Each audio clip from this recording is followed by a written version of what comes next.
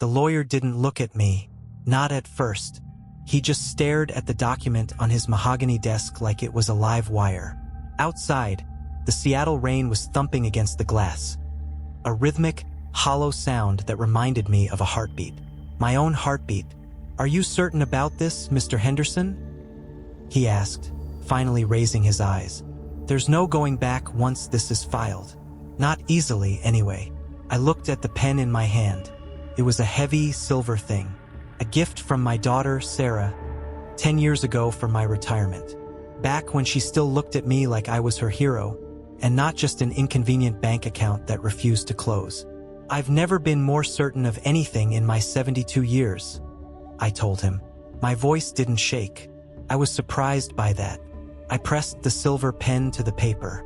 The ink was black, thick and permanent. With one stroke, I wasn't just signing a document.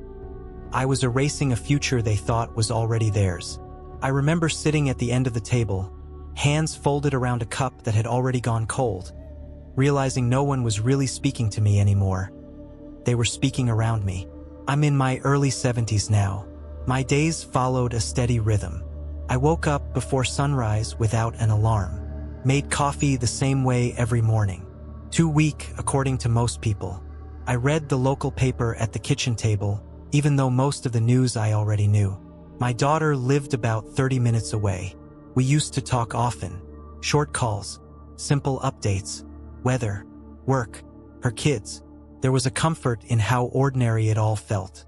Like the furniture in a room you stop noticing because it's always been there.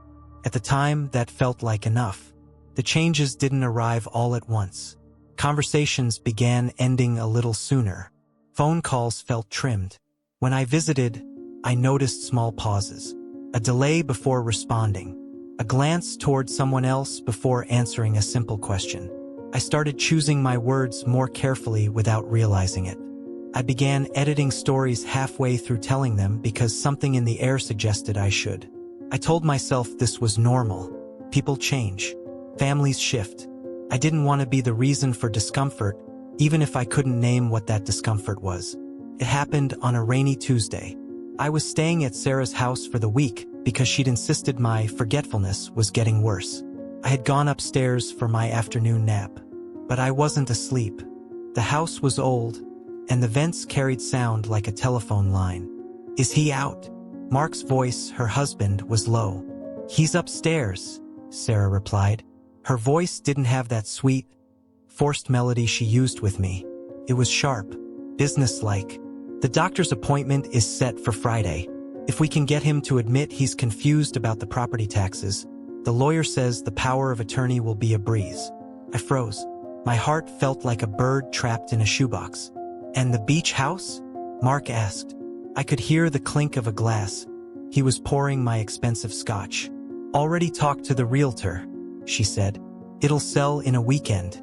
That money covers the kids' private school and our debt. He doesn't need a 3-bedroom house on the coast. He needs a room with a railing in the shower and someone to check his vitals twice a day." "Will he fight it?" Mark asked. "He won't even notice," Sarah whispered. "He's already halfway gone. He's a ghost in his own life, Mark. We're just doing the paperwork to make it official." That evening, I dressed for dinner.